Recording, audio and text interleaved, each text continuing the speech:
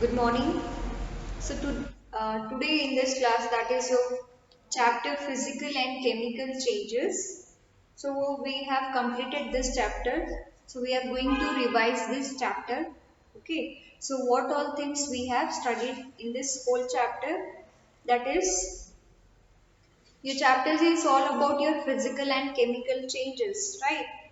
So, whatever the changes we can see in and around us, so they may be a physical change or they may be a chemical changes, right?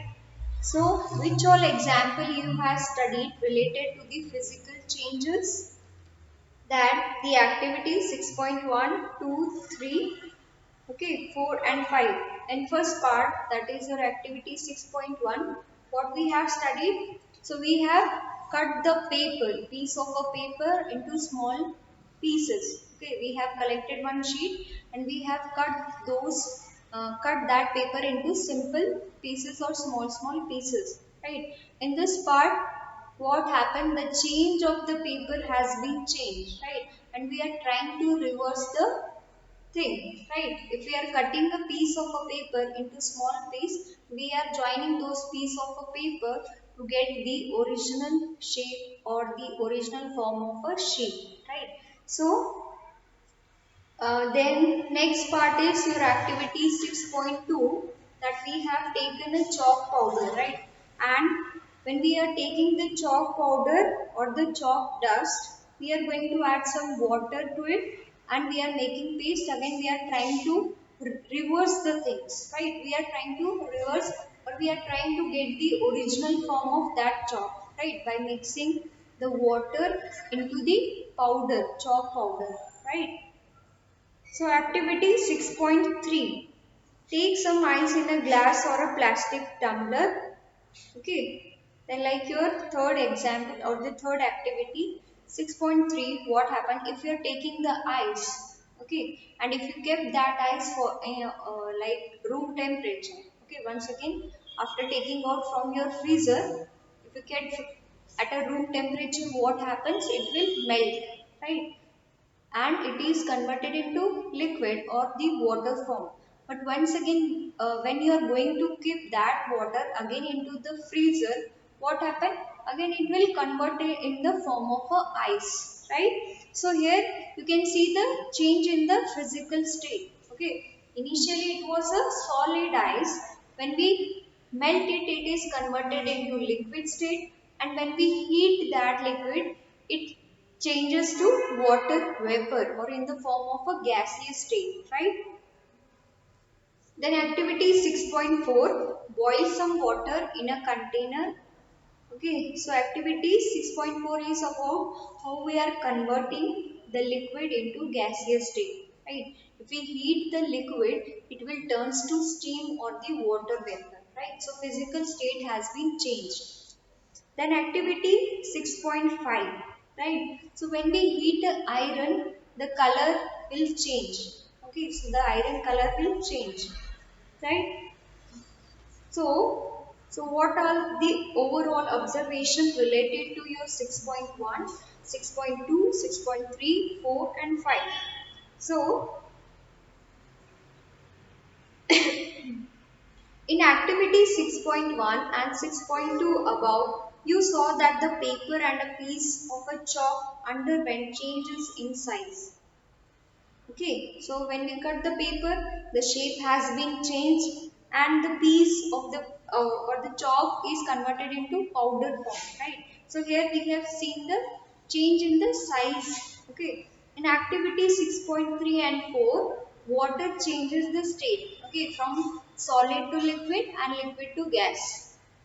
And in activity 6.5, the hacksaw blade change color on heating. Right? When we heat this or heat iron material, the color will change. Right? So properties such as the shape, size, color and the state of a substance are called its physical property.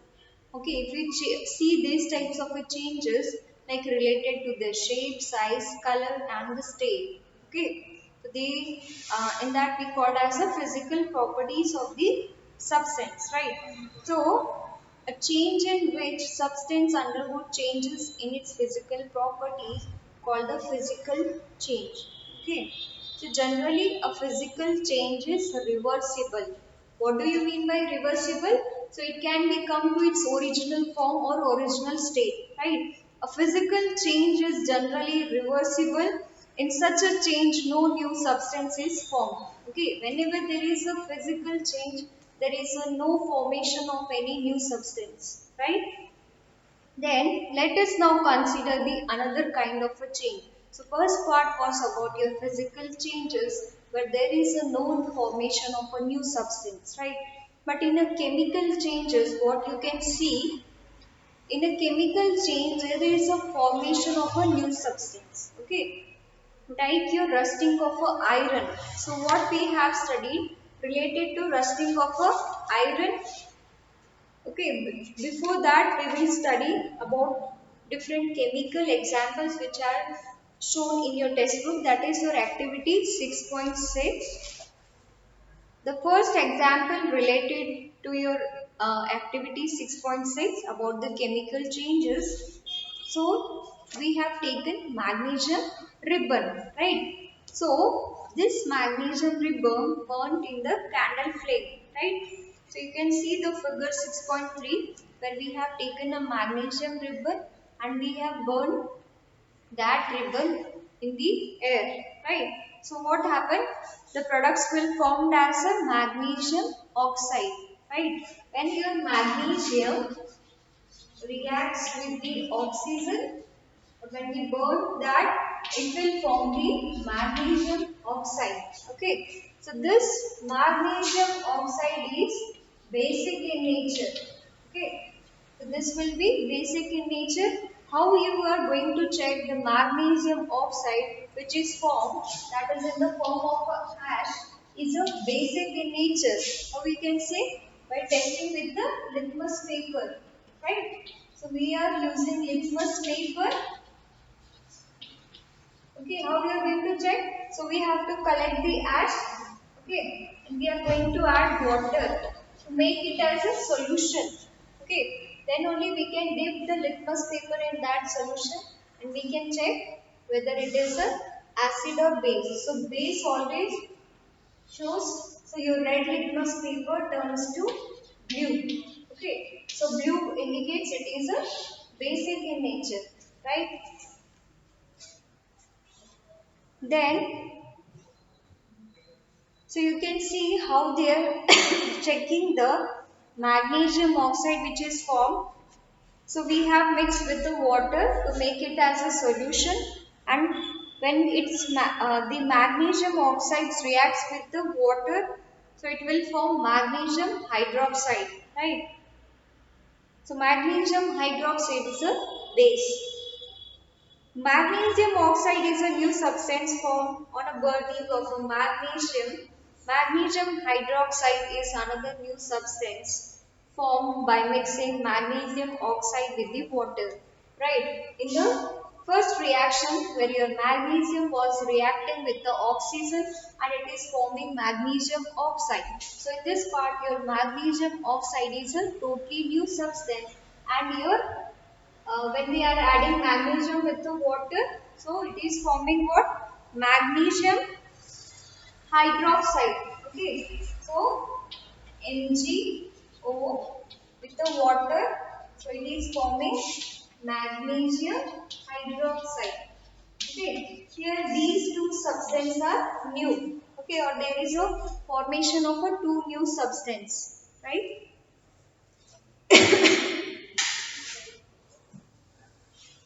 The next example you have studied related to the chemical changes, that is activity 6.7. So when we have taken or prepared the solution, that is your copper sulfate, right? So your copper sulfate, right, which is blue in color, okay, blue color. So when you are adding iron, okay, iron blade we have taken. So when this iron blade reacts with the copper sulfate, it will form iron sulfate, okay, and the formation of copper, right? So this is your chemical reaction, like, so how they have symbol, or they have used the symbol like magnesium oxide MgO, same thing. It is your copper sulfate which is blue in color. So when we are adding iron blade to it, it will turns to iron sulfate solution. Okay, this is actually a green color now. Okay, the green color. Then there is a deposition of the copper on the surface of the blade. Okay, the reddish deposition or the reddish brown color deposition you can see on the surface of the blade, that is your copper. Okay. The next example you have studied, that is vinegar. Okay. So when we are mixing vinegar along with the baking soda, when your vinegar reacts with the baking soda, it will form carbon dioxide, right? How we are going to check the gas which is produced is a carbon dioxide? So we are going to pass this carbon dioxide through a lime water. Okay, lime water is one of the chemical, right? Now, when we are passing that carbon dioxide through a lime water, it turns milky. Okay, so lime water will turn milky, right? So this shows that the gas is produced is carbon dioxide. If your lime water is not showing any milky appearance, then it is not your carbon dioxide. Whenever there is a formation of carbon dioxide, it will definitely change to milky. Okay, lime water along with the carbon dioxide changes to milky. Okay. So, when carbon dioxide is passed through the lime water, calcium carbonate and water is formed. Okay, in this part, which are the new substance we can see when carbon dioxide is passed through the lime water, that is a calcium carbonate and the water, right? So, what do you understand about the chemical changes? So, whenever there is a chemical change, there is a formation of new substance. Okay, but the physical change, there is no formation of any new substance, right? So, what happens whenever there is a chemical change, you can also observe other things. Like which are those? There is a uh, what we can say formation of a heat, or a heat is evolved, heat is released during the chemical reaction. You can observe any type of a sound is produced, right? Then you can realize the smell has been changed during the chemical reaction, right? And change in the color you can observe, right? And there is a release of some gases during the chemical reaction or the chemical changes, right? So example they have given like your daily life example, like your spoiling of a food. Okay, how your food gets spoiled? So when they are come in contact with the atmosphere or the air, they will react and they will get spoiled. Okay, and if you cut like if you have kept your apple slice or some vegetable slice in the air, so it will turns to reddish, right? So it is not actually a clear structure, right? What happens? It will turn, you can see the coating of red or a brownish on the surface of the apple, right? So all these things you have observed during the chemical reaction. Then there is a term called ozone layer or the protective shield, blue box. What does this indicates? Okay, so in chapter 5 you have neutralized an acid with a base. Is neutralization is a chemical change? Yes, it is a chemical change. What happens in the neutralization effect? So neutralization is your when acid and base reacts, they are going to form what? NaCl and water, right? So their new compounds or new substance has been formed, right? Then what we have studied related to the ozone layer, that is, it is a protective covering. Okay, so your earth, or sorry, our earth is protected by the ozone layer. So the harmful rays of the sun, earth, and this is your shield, okay, and this is your sun. The harmful rays directly affect the surface of the earth, right? Now this earth has to be protected by the harmful ultraviolet rays.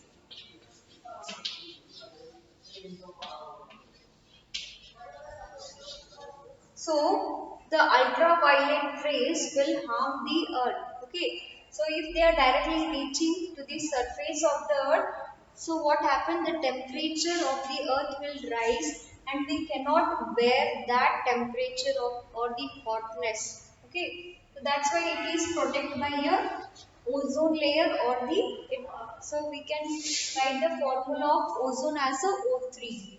Okay, so that's why they have written a protective shield. It is protecting us from the harmful UV rays of the sun, right? The next part is your rusting of iron part. Okay, so what we have studied related to the rusting part. So how the rusting of iron used to take place? When your iron come in contact with the oxygen from the air and water, that is the moisture contained in the air, so there is a formation of a rust, or the iron will get rusted, right, when it's come in contact with the air and the water, right? So for rusting, the presence of both oxygen and water are essential. Okay. So whenever there is a rust formation, the rust will take place only in the presence of water and the air. So how you are going to protect the rusting of iron? So, or what happened generally, we used to do the paintings or greasing on the surface of the iron metals so they can be protected, right? So we have to protect our iron materials from the rusting. So we are going to provide paint and greasing, right? Then what do you mean by the galvanization? So in the process of galvanization, we are going to deposit or cover the surface of the metal. Okay, so your, this is your metal which is made from the iron. Okay, on this iron surface, we will have the coating of zinc. Okay, zinc is another metal. So we are depositing this zinc on the surface of iron. So depositing means we are providing another layer, okay, or covering this zinc with the zinc layer. That is called galvanization. Then they have told about the example related to your sea water or the sea vehicles, okay, ships and the boats, okay. So in case of ships and boats, what happened? So actually these machineries or the vehicles are basically made from the iron materials, right? When these ship or the boats, right, what happened? When they come in contact with the salt water. Sea water contains salt. So this salt will damage the iron particles, okay, or iron materials of the ship, okay. And because of the salt water, there is a rusting of the iron will take place. So how they are going to protect? So they are going to replace the ship's material every year. So every year they were going to change the what different parts of the ship, right? Then have you heard about the stainless steel?